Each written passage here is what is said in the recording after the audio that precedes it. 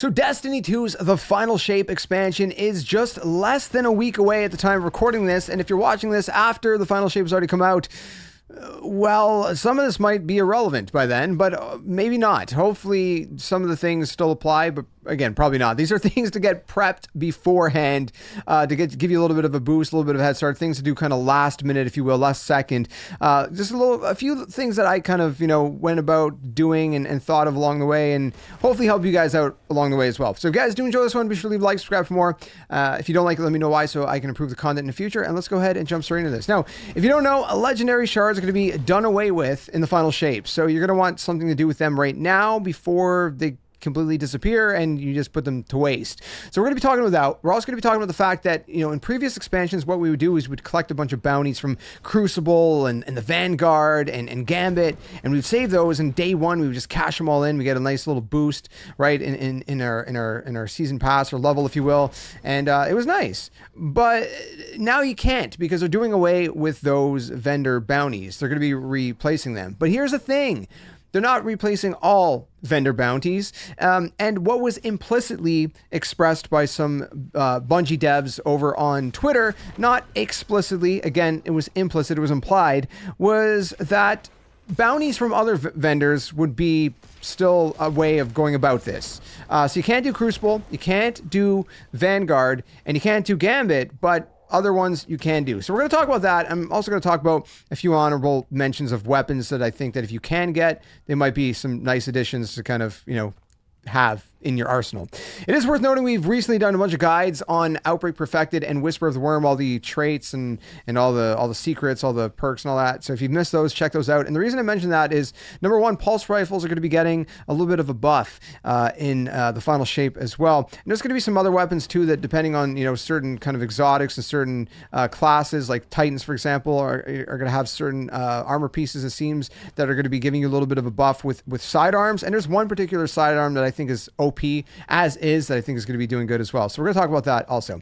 Let's go to the bounties first. Let's do one thing at a time. I just want to kind of, preface this and let you guys know what we're going to be discussing. As you can see in my bounty list here, I have a bunch of vendor bounties from various different vendors, such as the Gunsmith, Banshee, right? We have some from the Savathun Throne World. We got some from the Dreaming City. We got some from the Moon.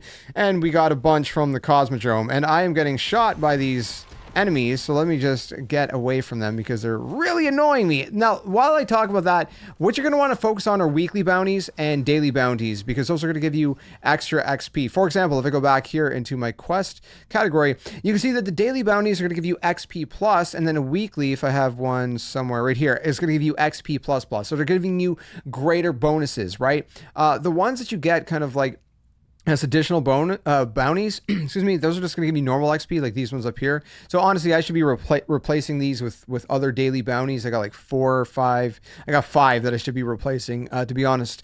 But if you can do at least as many weeklies and as many dailies as you can for those extra XP boosts, that's even better. That's more ideal, right?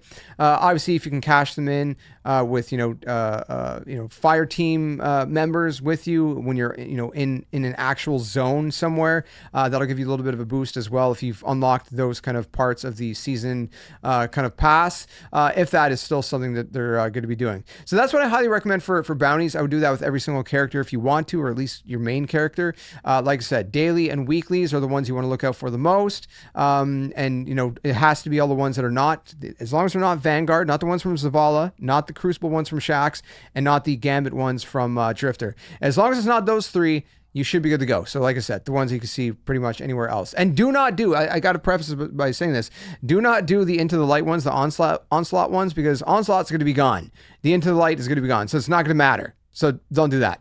Okay. Speaking of Onslaught, there's a couple of weapons that I would suggest might be, worth getting. For example, I do have this Luna's Howl that has Heal Clip and Incandescent. I mean, it's a little bit subjective to some extent, but I think Heal Clip and Incandescent are two nice perks to have on it. You can see what they do right here. Obviously, Heal Clip, reloading shortly after dealing a final blow, grants cure to you and your nearby allies. So that's one that I really like. One that I would highly suggest is not this one. Actually, this one, if you can get it, this one would be from Pantheon. I got, well, also the actual raid that it comes from, but I got this one from Pantheon. This is Zauli's Bane or whatever, the Harrowed, the Adept. And I got a really good roll. I got explosive payload and incandescent. It's really good. I love this thing. But the other thing is, if you have the Warlord's Ruin dungeon, I highly suggest going through that and trying to get a really good indebted kindness sidearm. This thing packs. It's literally, I mean, it literally has rocket assisted frame. It's like a mini rocket launcher. Okay. This is really, really good. It's a sidearm. Like I said, it seems from early, gameplays that, certain armor pieces for the Titan is going to be giving it a little bit of a buff. So if you are a Titan, it's going to be even better for you. But even if you're not, this thing kills, man. It is nuts. I got surrounded, which is pretty good. Weapon gains bonus damage with 3 or more enemies in close proximity. So, very good. If you're using this for ad clearing, things like that. It actually packs a massive punch against bosses as well. You can see I have boss spec on it because of that. I mean, it's really good. It probably does more damage than my rocket launcher at times, which is nuts. I got the Apex, equipped, even with it procced and all that. It's nuts. It has enlightened action on this one, so dealing damage improves reload speed and handling. I mean, the first trait, obviously you can get something better. This is just the roll I got, and I just kind of rolled with it. No pun intended. And then after that, flared magwell is obviously probably good. And confined launch is what I got on for increased stability, blast radius, and all that good stuff. But yeah, this thing kicks, man. This thing kicks. I love it. I think it's an amazing sidearm that you're really missing out on if you don't get it. So that's another one I'd recommend. Obviously, you got other onslaught weapons, right? If you can get something like the Hammerhead that has killing tally, and I got rewind rounds, which is, it's not actually bad. I like this build for one reason, because killing tally, if you get up to 3 kills, it increases the weapon's damage until it's stowed or reloaded. Now I don't know if rewind rounds counts as a reload. I haven't paid attention. You know what? Give me a sec. Let me go try that right now.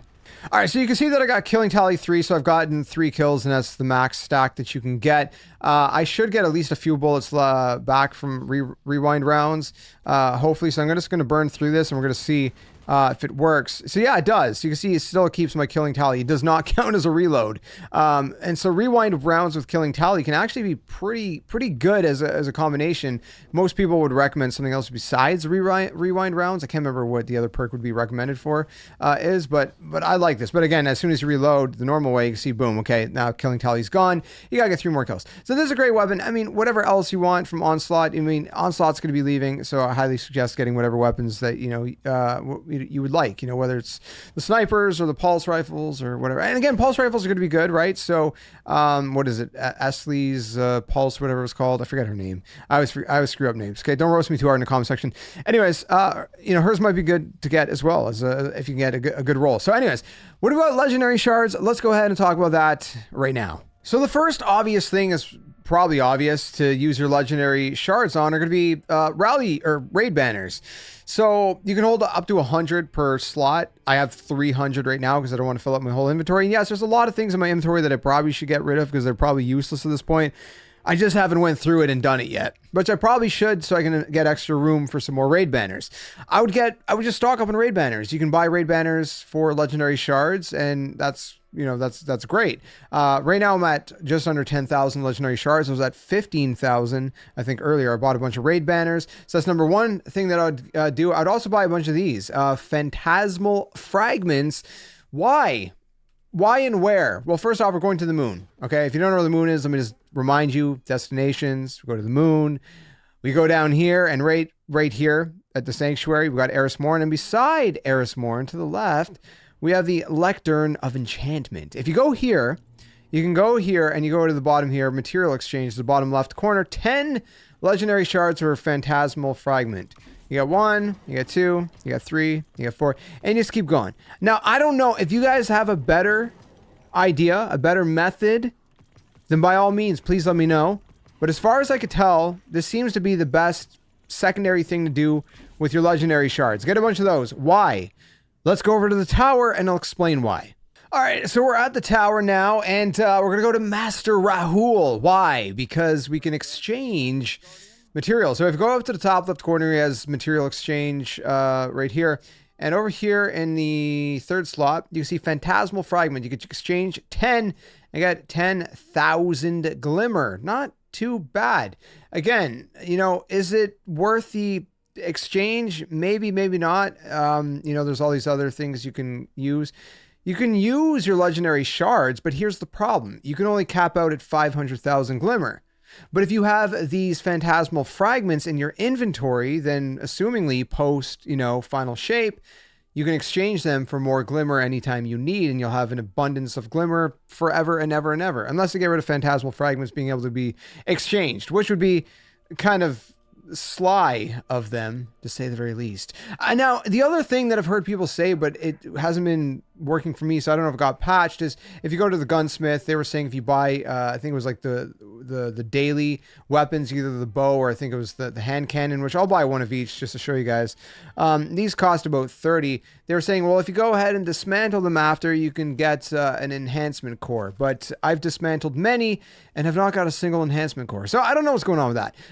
Maybe it's something that got patched. So if so, then you're tough out of luck for that one.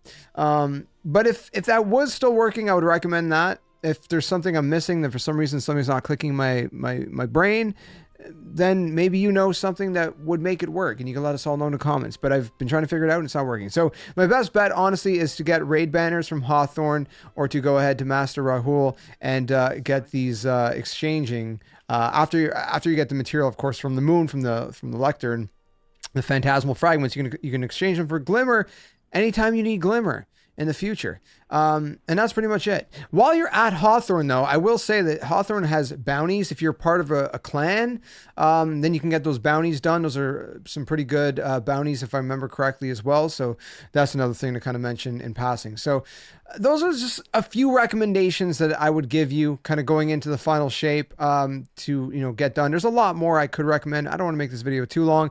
Those are just kind of a few what I would call last minute things that are not too crazy to get done. Again, I would highly recommend getting the Outbreak perfected at least. If you haven't done so already, and again, I got guides for that up in the channel, which makes your life a whole lot easier. So I don't know. Let me know what you guys think in the comments below. Again, these are worth like XP plus it's worth 2,000 clan XP. So if you can hold on to these and there's 4 of them, then great. I mean, obviously some of them do include doing gambit matches with teammates, or, you know, crucible matches, but they're not the other vendors. This is Hawthorne, so it's a little workaround to do that in that way. So again, if you have any other suggestions, let us all know in the comments below. These are just a few of my suggestions. It's in no way exhaustive, but I hope to help you guys out. Maybe it made you think of some things you weren't thinking of previously prior to. But again, let us all know in the comments. Utilize the comments. Let us all know other things you would add to the list to get done quickly before the final shape launches. Guys, Lord willing, all goes as planned. I will see you very soon for the final shape. We're going to have a bunch of content here on the channels. Again, Lord willing, all goes as planned. So be sure to subscribe for more. And until the next one, game on. And I'll see you Starside. Hey you! What are you doing? Join the Skeleton Army! Do it today! Don't wait till tomorrow, because tomorrow might never come. The Earth is gonna fade, that's inevitable. The next second of your life's not even promised, so you better think about where you're going, and you might as well just join the Skeleton Army. Plus, we do kinda like you a little bit, so it'd be nice to see you around here. But if you don't want to, hey, your loss. See you later!